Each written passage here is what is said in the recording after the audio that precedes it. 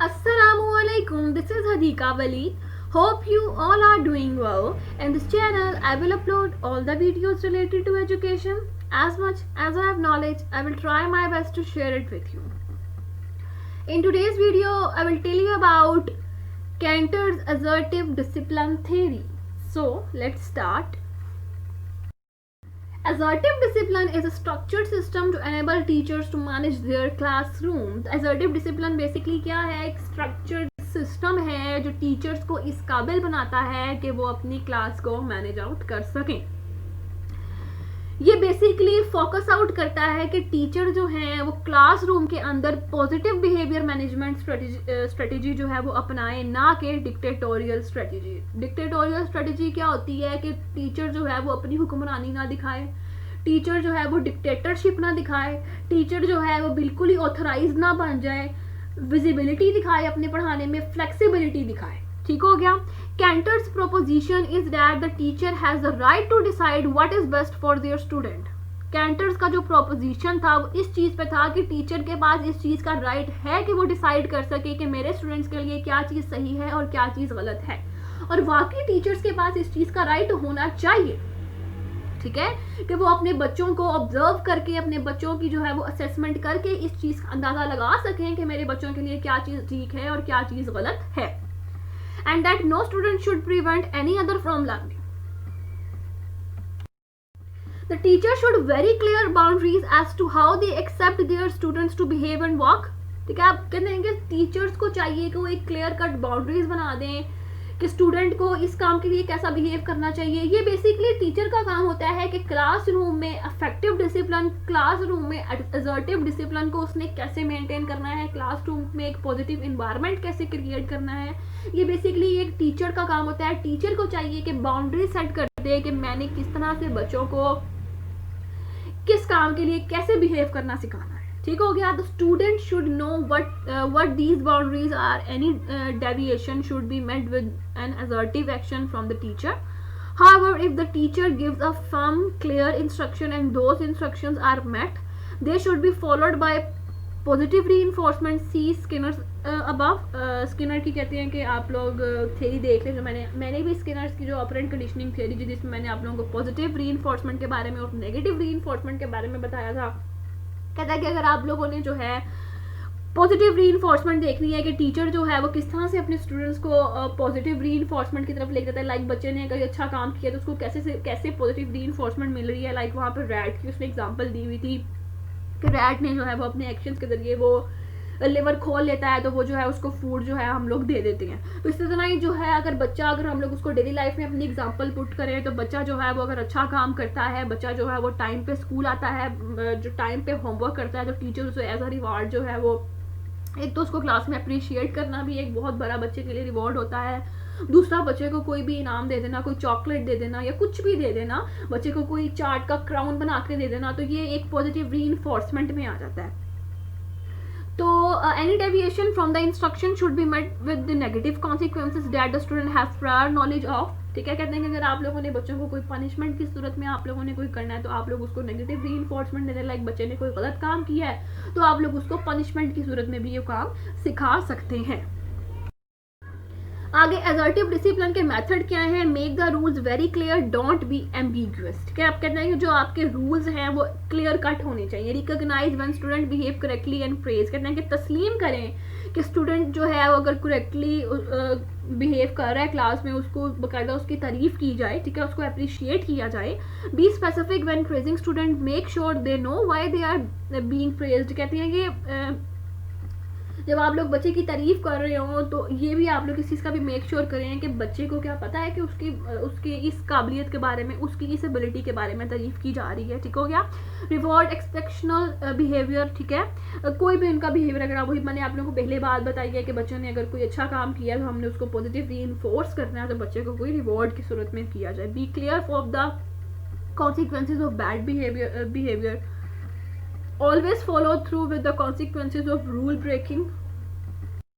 जी, तो अब 11 फीचर्स आ गए हैं असर्टिव डिसिप्लिन थ्योरी के. कैंटर ने बेसिकली 11 फीचर जो थे वो इसके इंट्रोड्यूस किए थे. वो हम लोग देखते हैं कि वो 11 फीचर्स कौन कौन से हैं.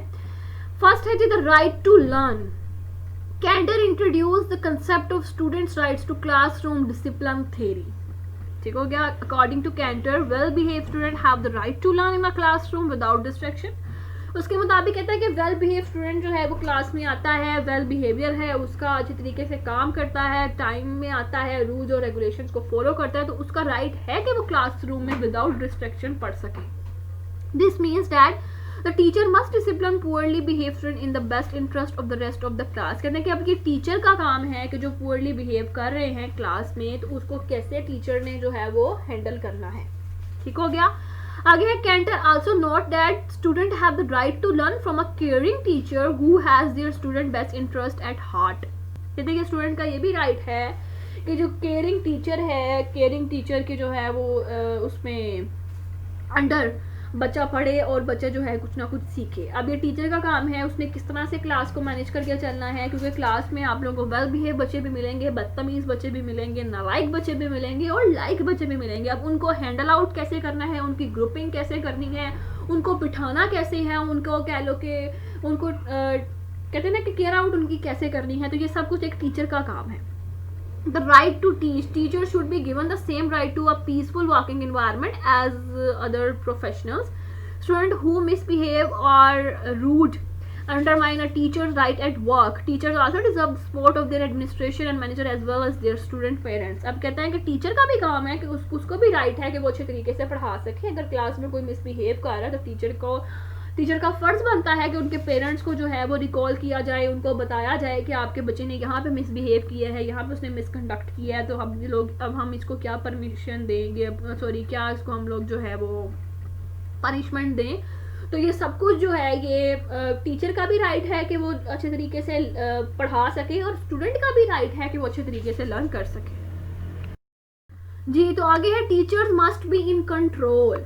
अब आप लोग इस स्टेटमेंट से याद रखें, मैं आप लोगों को इन शॉर्ट वर्ड जो है इसको पढ़ के बता देती हूँ कि इसमें उन्होंने क्या लिखा हुआ है। Basically Canter is critical of behaviour management approaches that dilute the control of the teacher. बाज़ जो टीचर होता है ना, वो स्टूडेंट की मिसबिहेविंग देखकर स्टूडेंट का जो है वो उनका बदतमीजी वाला रवैया देखना टीचर घबरा जाता है और वो क्लास को कंट्रोल नहीं कर पाता। इसी वजह से नहीं क्लास को मैनेज करना एक बहुत इम्पॉर्टेंट बात समझी जाती।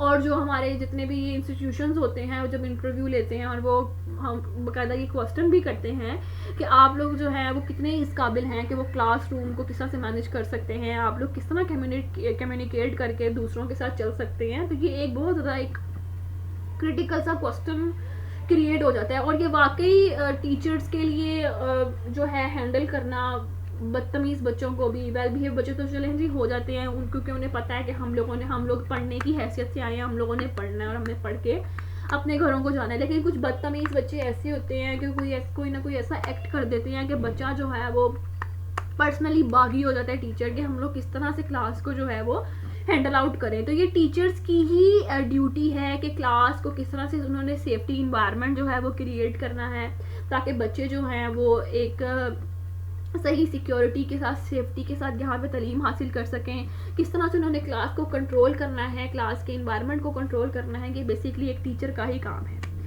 सेकंड है, clear boundaries must be set. तो टीचर का काम है कि जो बाउंड्रीज हैं क्लास की वो भी सेट करे। या teacher needs to develop a clear discipline plan. This plan should unambiguously state the boundaries of appropriate versus inappropriate behavior in the classroom. It should also state for students the exact corrective actions that will occur if students do not respect these boundaries. Student and parent need to understand and consent to the rules. वही बात आ गई कि teacher को चाहिए कि पहली बात है कि बाउंड्रीज सेट कर दे। अब बच्चे जो हैं अगर तो उन बाउंड्रीज को फॉलो अप कर चल रहे हैं तो ये चीज़ जो है ये बेस्ट है।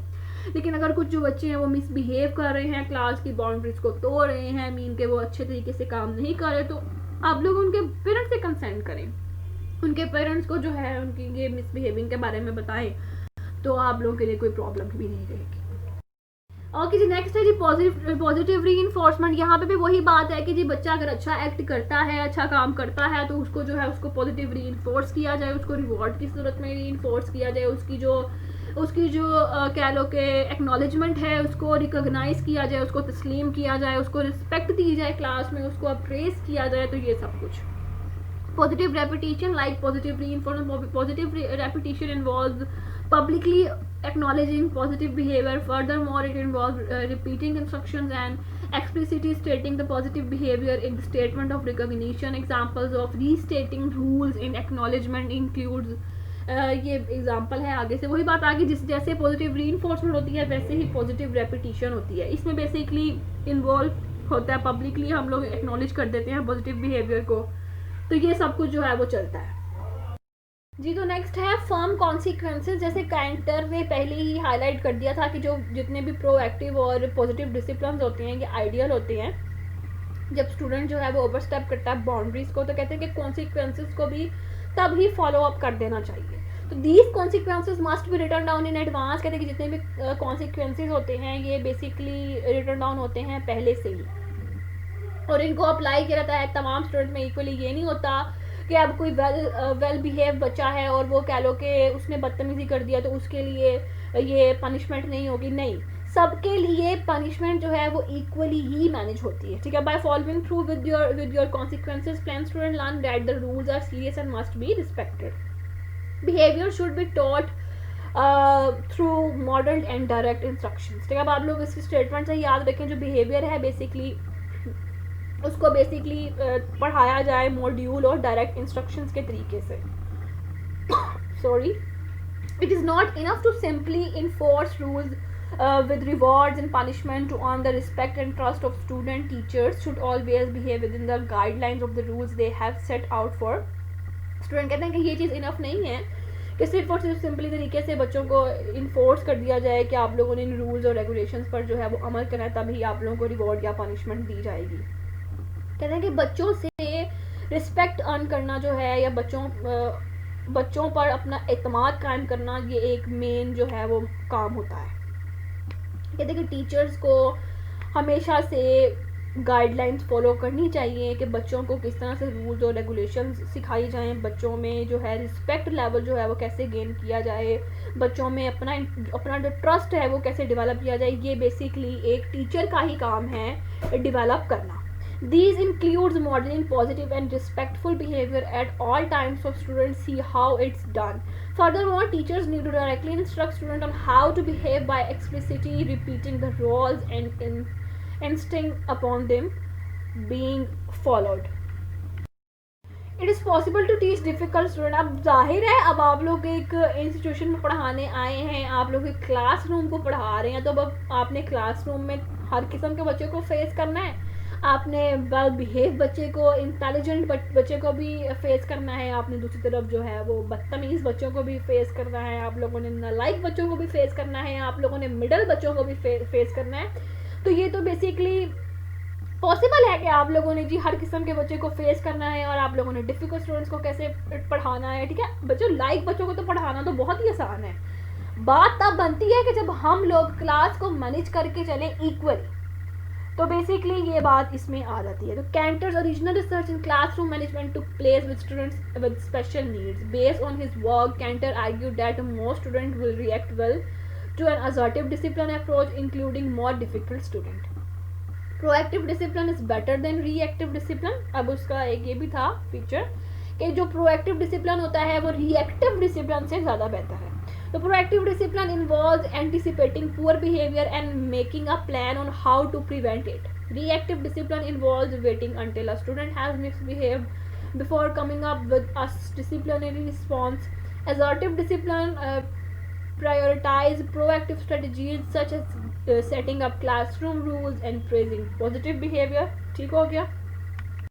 The last one is teachers should build relationship with their student. So this is the most important key feature of assertive discipline theory. ठीक है. क्योंकि बेसिकली बच्चों से रिस्पेक्ट अर्न करना और बच्चों में कह लो कि ट्रस्ट डेवलप करना अपने लिए, ये टीचर के लिए एक कह लो कि ना सबसे इम्पॉर्टेंट की फीचर होता है, सबसे इम्पॉर्टेंट पॉइंट होता है अपनी रेपुटेशन को बरकरार रखने के लिए क्लासरूम में और स्कूल में. तो कैंटर का भी जो था वो स्ट्रांगली एम्फसाइज जो था वो ट्रस्ट पे ही था. ठीक है. उसका मानना, उसका कहना ये था कि डिसिप्लिन जो है क्लासरूम में एक ईजीएस्ट वे है जो कि बच्चों में ट्रस्ट को और रिस्पेक्ट को अचीव कर सकता है। ठीक हो गया। कहते हैं कि जब बच्चा जो है वो टीचर अपनी नज़र में टीचर के लिए ट्रस्ट को डेवलप कर लेता है तो उसके लिए टीचर्स के एक्नॉलेजमेंट को, उसके लिए टीचर्स के कंसेप्ट्स को, अंडरस्टैंडिंग्स को समझना जो है वो आसान हो जाता है। ठीक हो गया।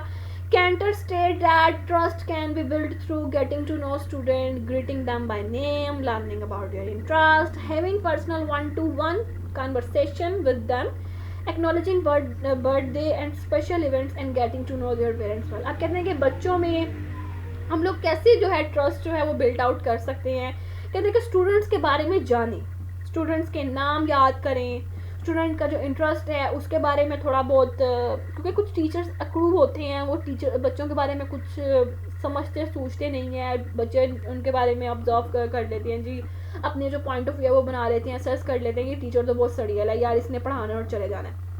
बच्चों में अगर आप लोगों ने रिस्पेक्ट बनानी है तो बच्चों को आप लोगों को थोड़ा सा आप लोगों को फेमिलियर होना पड़ेगा बच्चों के साथ आप लोगों को कन्वर्सेशन करनी पड़ेगी, बच्चों की जो बर्थडेज हैं वो अपने माइंड में रिमेंबर करनी पड़ेगी। है ये थोड़ा सा एक लिटिल बिट डिफ़िकल्ट काम है, लेकिन अगर आप लोगों ने बच्चों में ट्रस्ट डेवलप करना है, एक आप लोगों ने जी आइडियल टीचर बच्चों की नज़र में बनना है, तो ये चीज़ें जो ज़रूरी हैं।